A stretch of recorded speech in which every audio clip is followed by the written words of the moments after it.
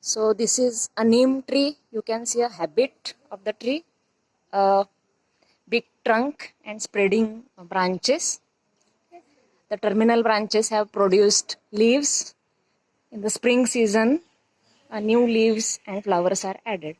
So let me zoom on the branch. You can see inflorescence on this branch and new leaves.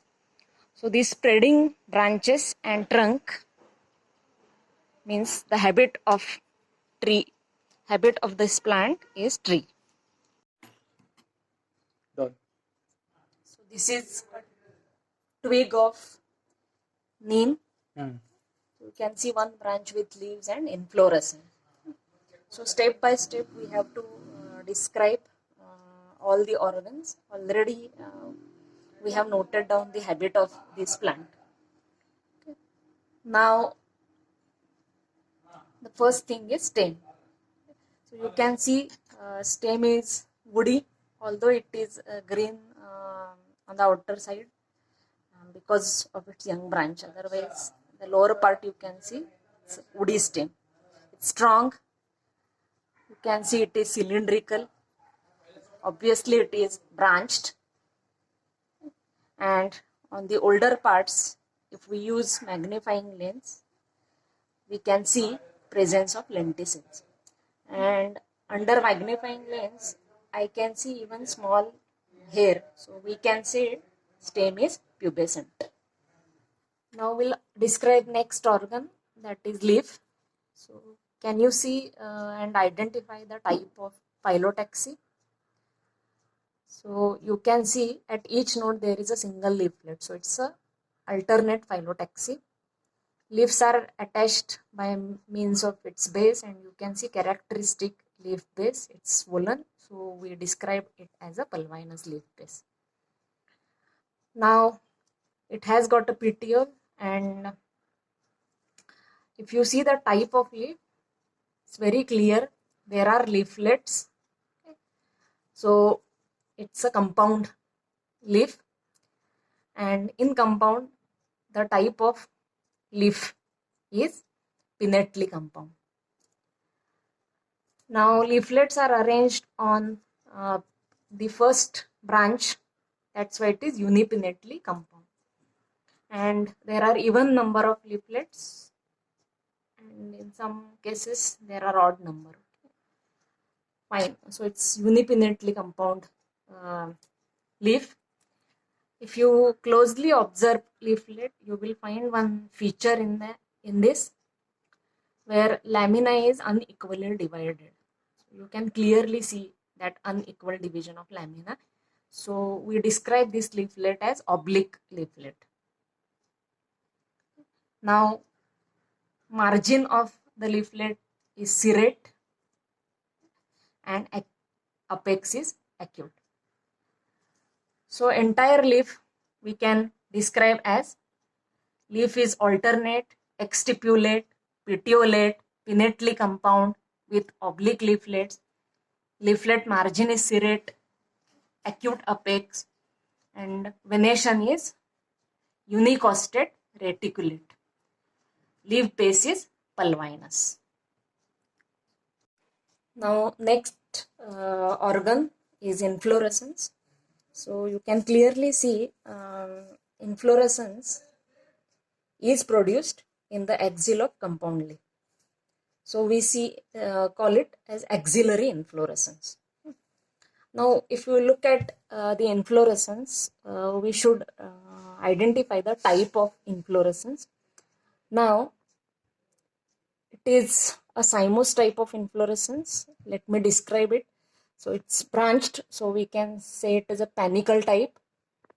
Now if we closely see each branch, then see that branch has ended in a flower. In its axil it is producing one more branch which has ended in a flower. Then it is producing one more branch which is ending in a flower.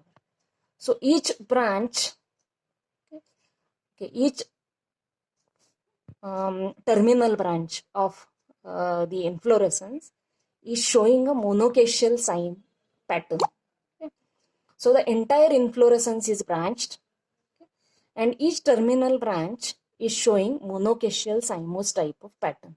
So that's why we can say that inflorescence is panicle cymose type. Oh. Start. Now we have to describe each flower.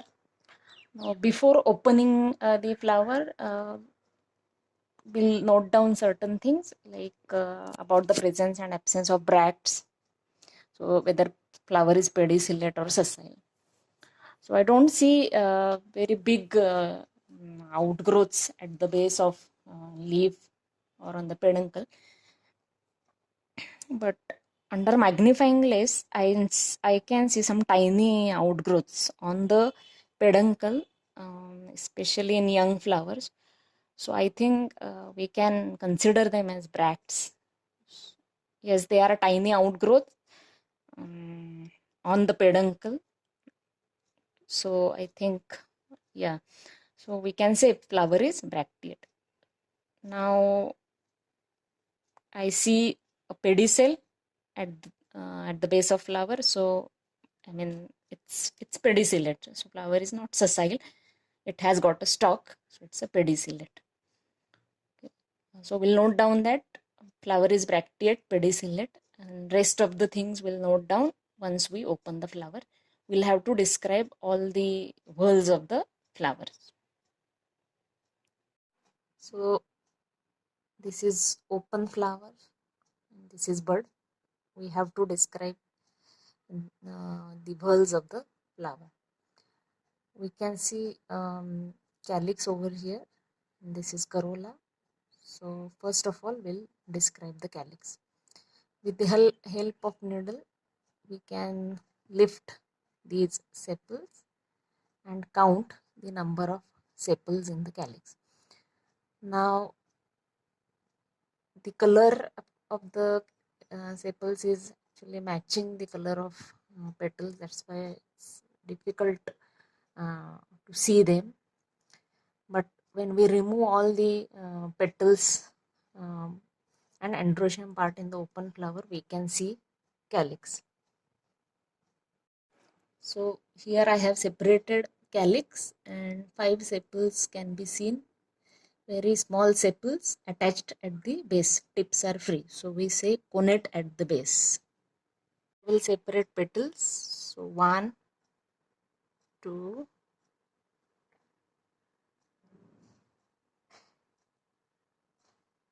3rd one,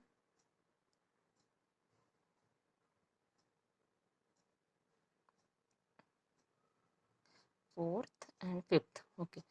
So I could see 5 petals, 1, 2, 3, 4, 5, and in the bud condition, even I could see the arrangement of petals. That means estivation. So one was totally outside, okay, one was totally inside, and others were overlapping. That means estivation is imbricate. So 5 petals can be clearly seen in this. So we can describe corolla as corolla with 5 petals, polypetalous condition showing imbricate estivation. Now when I remove these petals, all the petals, so what is left is androecium. So this structure is androecium.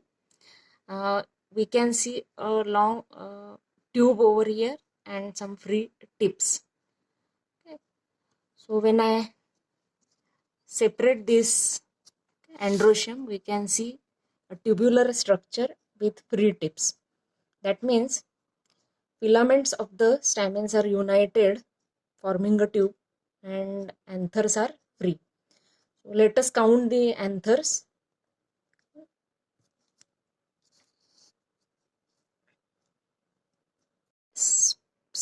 Split open that tube which is made up of filaments, and then I count the number of anthers which I can see as yellow things at the tip. Same. 3, 4, 5, 6, 7, 8, 9, 10. So there are 10 anthers. That means androecium is made up of 10 stamens. Anthers are free, filaments are fused. So it is showing an adelphi.